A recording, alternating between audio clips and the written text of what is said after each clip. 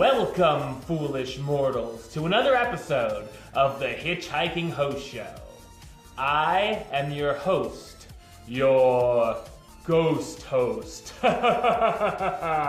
West Troop, and I am back this week with another episode where we're going to talk about what went down in the Disney parks. Well, there's a lot to talk about that went down in Walt Disney World, or that is happening in the next few weeks, months, whatever. So let's figure out what happened.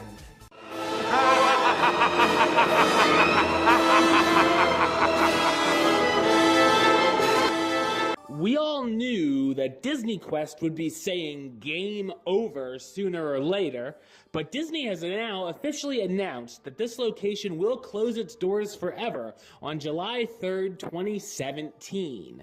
That's still quite a while from now, and it will give fans almost 6 months to make one final stop at the place that was once billed as the theme park of the future. An NBA experience is set to replace the building. This is not really new news, if you will. I talked about this last year sometime when it was announced. I don't even remember when it was announced. It was so long ago. But the NBA experience is going to be taking over. When that is going to open, no one really knows. But you know, I've talked about DisneyQuest. I went there the last time back in 2011, and it was like what was really cool back in 1997 and was futuristic and really cool and stuff you couldn't do was now like stuff you could do in your living room. And that was back in 2011. I imagine now, in 2017, how outdated a lot of that stuff looked. There was still some cool stuff, don't get me wrong, but you know, it's just you know, I won't be really sad to see DisneyQuest go, I would say. Maybe if they would have upgraded it with more high technology, stuff like that. If they kept it going, like Interventions or something in Future World, just to keep it going.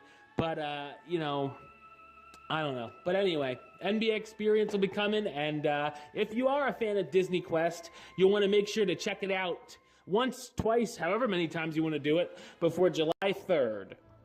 Speaking of closures, Disney's Hollywood Studios gave us a surprise this week when it was announced that the Starring Roles Cafe, which sits conveniently on the corner of Sunset and Hollywood Boulevard, closed forever on February 5th, 2017. The quick-service eatery, known for its wide array of pastries and sandwiches, the closure seemed to come out of nowhere. RKO out of nowhere.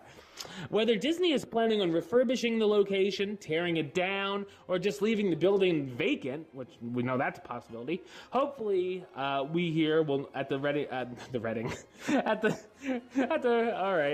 here at the HitchHiking Host Show will be able to figure out what's going on.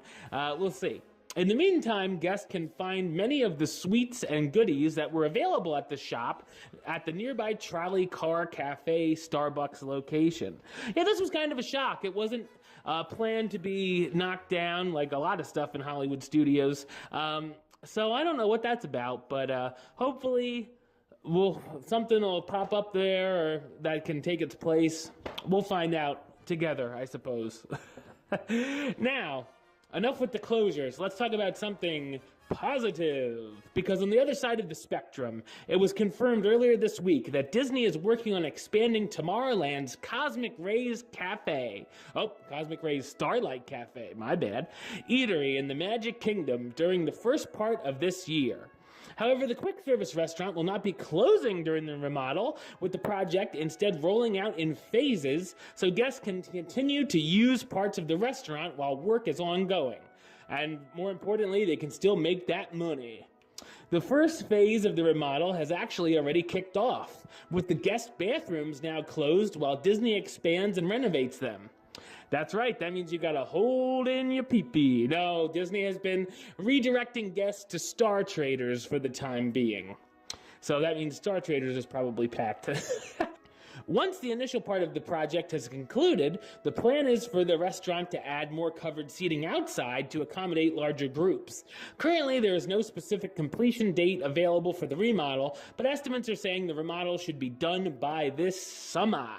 That's right. I love me some Starlight Cafe. Hello, you Earthlings. My name is Sunny Eclipse. My first trip I ate at Starlight Cafe, so I've been a fan since. And I might have missed it a couple trips out there, but I usually hit it up once a trip. I enjoy the food; it's fine. I enjoy the Sunny Eclipse, obviously, and one thing I always think about is that it's bad seating. So I'm very thrilled that they're going to expand the seating, because it is a very packed location. It's busy every single time I go. And it's always like, okay, now where's a table? Much like many of the Magic Kingdom's quick service restaurants. But, this is good news. I'll be definitely excited that they're expanding their seating. Now we're going to park hop over to Epcot, where one of the biggest changes for this year's Epcot International Flower and Garden Festival is the expansion of the Garden Rocks concert series, which will now take place 4 days each week. 4! During the festival, with 3 concerts each Friday through Monday. And this week, Disney released the full lineup of concerts of the upcoming festival. I'm not going to say all of them. You can find them online. Because I'm not going through every date and stuff. You know how I roll. I'm going to give you some of the big acts, which include Dennis DeYoung and the Music of Styx, the Pointer Sisters, Simple Plan, who are there for the first time ever, Plain White Tees, the Gin Blossoms, Starship, the Guess Who, and Herman Hermits. The full lineup and time schedules are available online, so if you're interested, then to go check them out. Disney has also announced that for the first time in the history of the Flower and Garden Festival, I don't know what that was, it will be offering dining packages that include reserved seating for the concerts. Of course, I'll provide you with more info as we get closer to the time, which is next month already. Time flies, doesn't it? And also, we're going to talk about some character meals, because though there are some great princess-focused character dining options around Walt Disney World, if you've ever have longed to meet some of Disney's most famous leading men alongside their heroines, you are going to love Disney's newest character dining experience, because taking place at the BoardWalk's Trattoria al Forno, guests will be able to enjoy a character breakfast featuring princes and princesses from Tangled, The Little Mermaid, and other Disney favorites. So obviously, Flynn Rider will be there, as well as Prince Eric, and some other dudes. Disney has yet to confirm when the new experience will debut and what it will be called, or, even how much it'll cost, because, that's important too. However, even though Disney details are scarce at the moment, the thought of having a new character dining experience that includes both the princesses and the princes is certainly exciting.